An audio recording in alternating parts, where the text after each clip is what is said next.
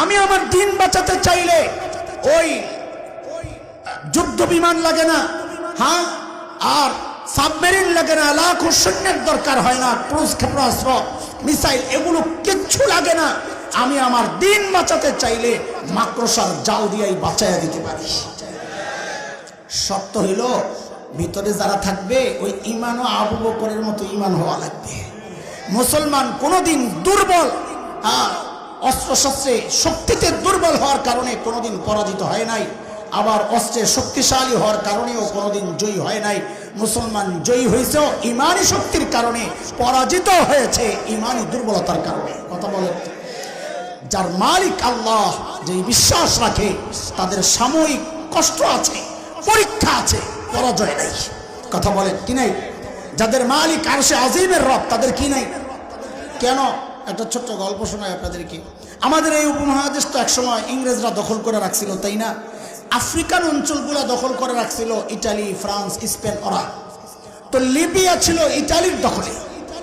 ইটালিয়ানদের বিরুদ্ধে তখন হযরত শেখ মোল্লা ওমর মুখতার রহিমাহুল্লাহ, মরুশাকদুল বলা হয় তাকে, ওমর মুখতার বিপ্লবী বীর, তিনি প্রতিরোধ যুদ্ধ চালাচ্ছিলেন ইটালিয়ানদের বিরুদ্ধে।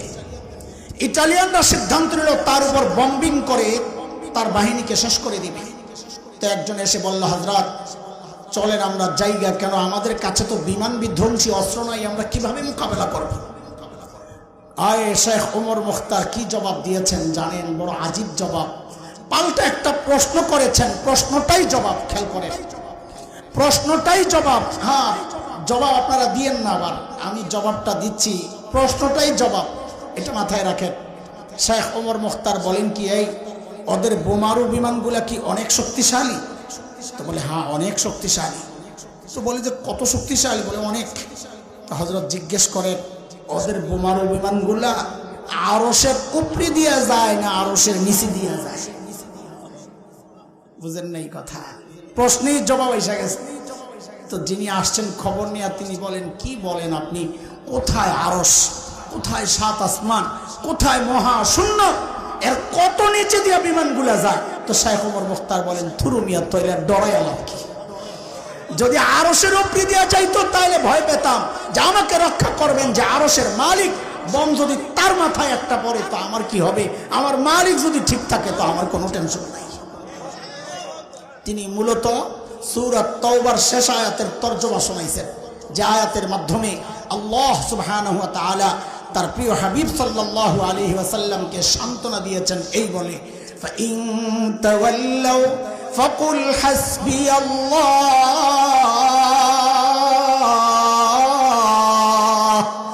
লা ইলাহা ইল্লাহু আলাইহি তাওয়াক্কালতু ওয়া হুয়া রাব্বুল আরশিল আযীম।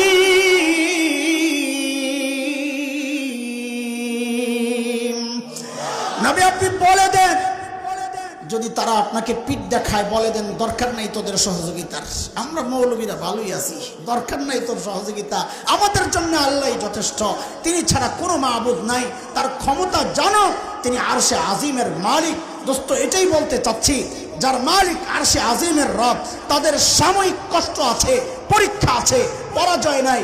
ইতিহাস তালাশ করে দেখেন, নমরুদের মালিক ছিল না, পরাজিত হয়েছে। খলিল ইব্রাহিমের মালিক ছিল, জিতে গেছেন। মুসা আলাইহিস সালামের মালিক ছিল, জিতে গেছেন। ফিরাউনের মালিক ছিল না, পরাজিত হয়েছে। এই উতবা সাইবা আবু লাহাব আবু জাহেলদের মালিক ছিল না, পরাজিত হয়েছে। গোলাম, দুর্বল, কালো, হাবশি বিলালদের মালিক ছিল, জিতে গেছেন। সাম্প্রতিক কালেই দেখেন না, তালেবানদের মালিক ছিল, তাই তো জিতে গেছেন। ওই আমেরিকা, ওই নেটো, তাদের মালিক ছিল না, তাই তো কুত্তার মতো লেজ গুটাইয়া পালাতে বাধ্য হয়েছে, পালাতে বাধ্য হয়েছে।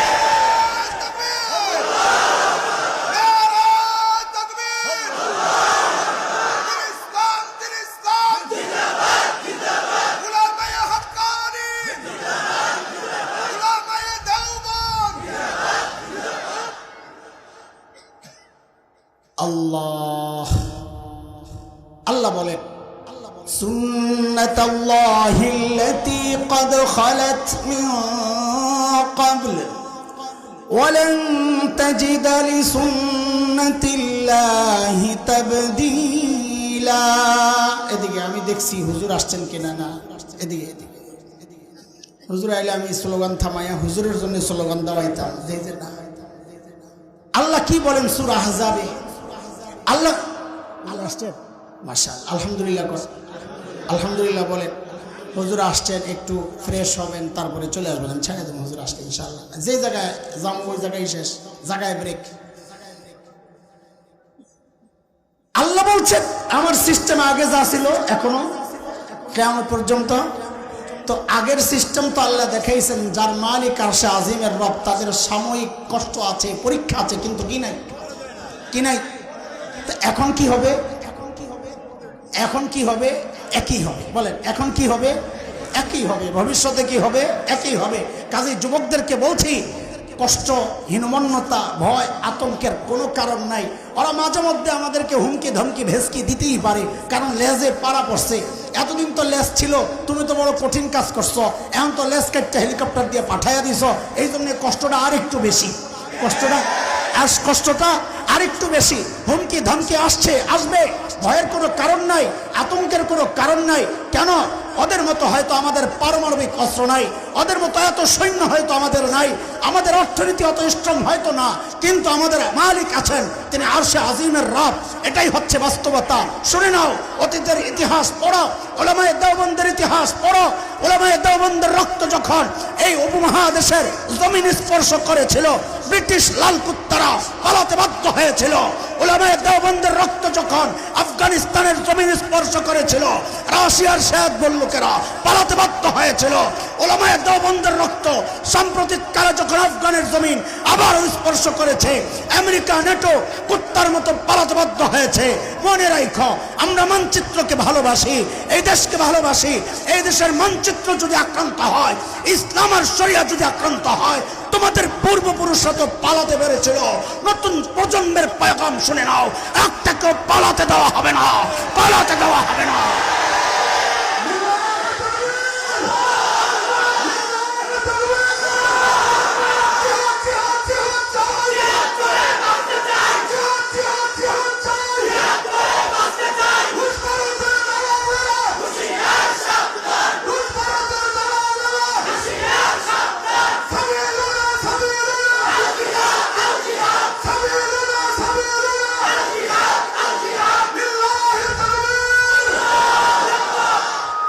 মুহতারাম হাজরিন, মনে আছে গুহার ভিতরের কথা? জায়গা ভুলে যান নেই তো? আল্লাহর হাবিব সাইয়েদনা আবু বকরের কোলে মাথা রেখে ঘুমাচ্ছিলেন। ঘুম ভেঙে যায়, ওঠে আবু বকরের চেহারার দিকে তাকায়া দেখেন চেহারা মলিন, পেরেশান, বিধ্বস্ত। নবী জিজ্ঞেস করলেন, আবু বকর আপনি এত পেরেশান কেন? সাইয়েদনা আবু বকর গুহার মুখের দিকে দেখাচ্ছেন। লাউ আন্না আহাদাহুম ইয়ানজুরু ইলা কদামাইহি, গো আল্লাহর হাবিব দেখেন মাথার উপর কেমনে দাঁড়ায় রয়েছে, মানুষের পাও দেখা যায়। এরা গুহার মুখের দিকে তাকানোর দরকার নাই, যদি কেউ নিজের পায়ের দিকেও তাকায় তাও তো আমাদেরকে দেখে ফেলবে। ভয় পেয়ে গেছে। এই ভয় নিজের জন্য না, কার জন্যে? এটা বোঝার জন্য। আশিকে রাসূল তো। আল্লাহর হাবিব বলেন, আবু বকর কি বিষয়, আপনি ডরান কেন? ডরান কেন? হ্যাঁ, আপনি মনে করেছেন কি গুহার ভেতরে বুঝি আমি আর আপনি, আমাদের সাথে বুঝি আর কেউ নাই? না আবু বকর না, এই গুহার ভেতরে কেবল আমি আর আপনি না, আবু বকর আমাদের সাথে আল্লাহ আছেন। কে? আরো জোরে আল্লাহু আকবার। নবীর সান্ত্বনার এই বাণীটুকু আল্লাহর এত পছন্দ হয়েছে, আল্লাহ তাআলা কোরআন আল কারীমের সূরা তাওবার একটা আয়াতের টুকরা বানায়া নাজিল করে দিয়েছেন। আল্লাহ বলেন, ইযহুমা ফিল গার